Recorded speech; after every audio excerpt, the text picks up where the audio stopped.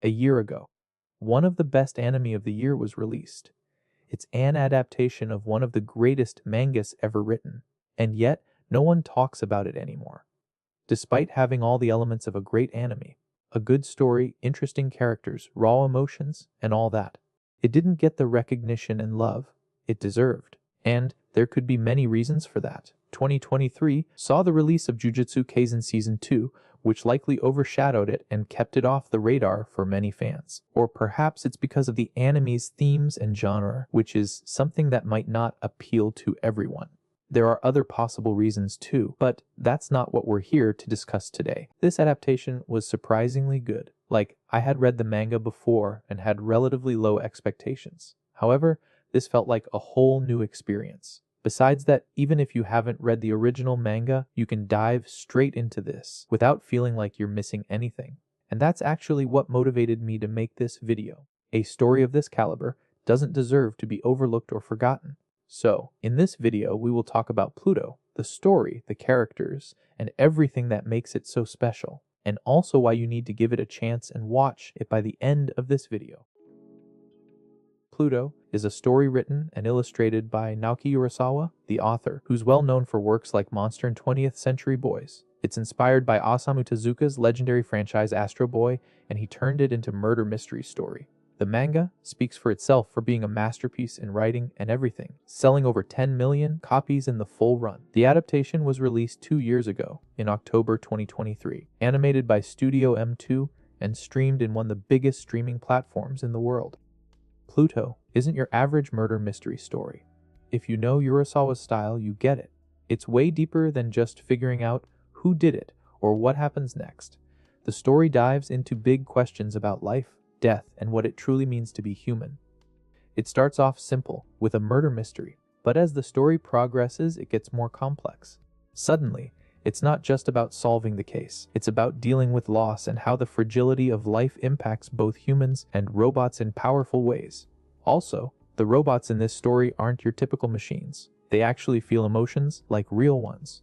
They have memories, fears, and even love. They're so human like that, it's hard not to see them as anything less. And the story pulls you in, making you care about them, that you might even find yourself cheering them on or tearing up a little. But let's address the elephant in the room. Not everyone is a fan of this adaptation, and fans online have been critical about it, the pacing being one of the biggest complaints. I get it, it's not a fast-paced and action-packed kind of show. It slows down, zooming in on the characters' emotions and the fallout of their choices. If you're used to shows with non-stop explosions and plot twists, this one might feel boring.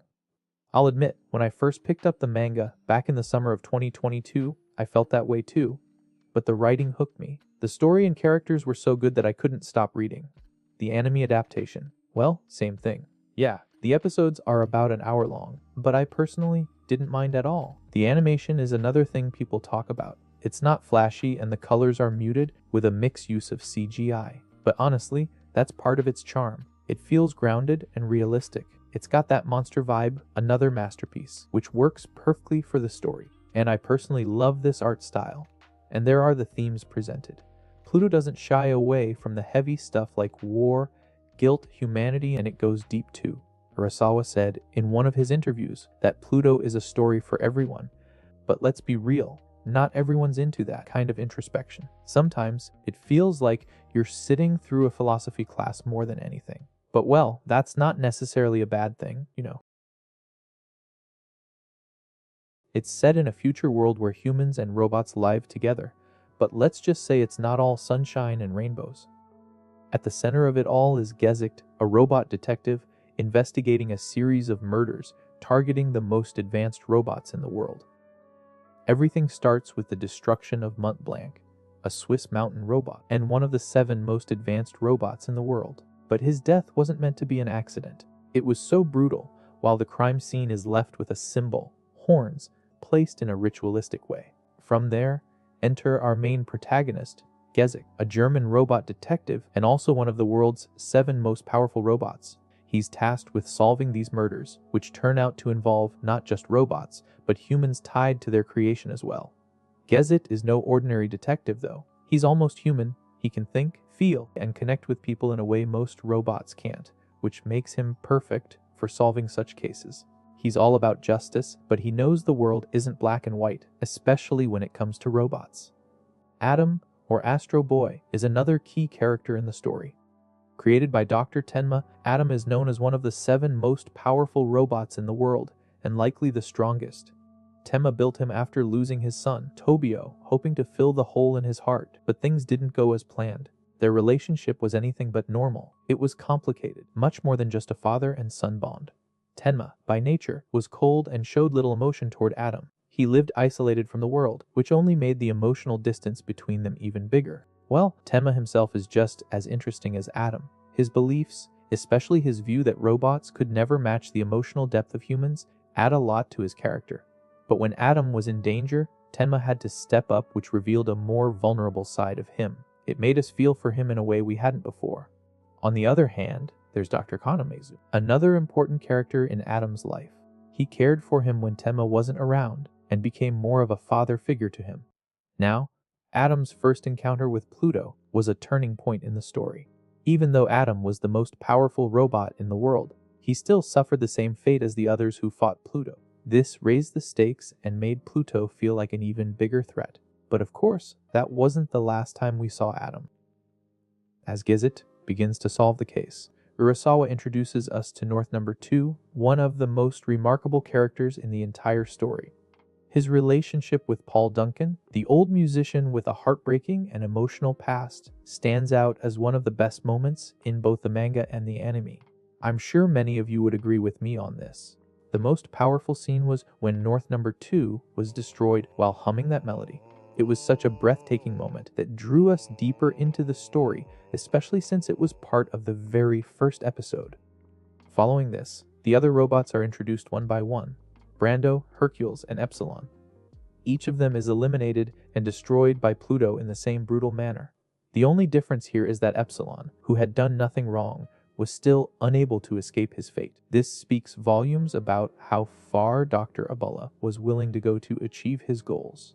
But what's fascinating is that Pluto himself didn't want to carry out these actions, which adds layers of depth to his character and motivations. But who is Pluto? And what war are we talking about? Of course, we need to dive into that.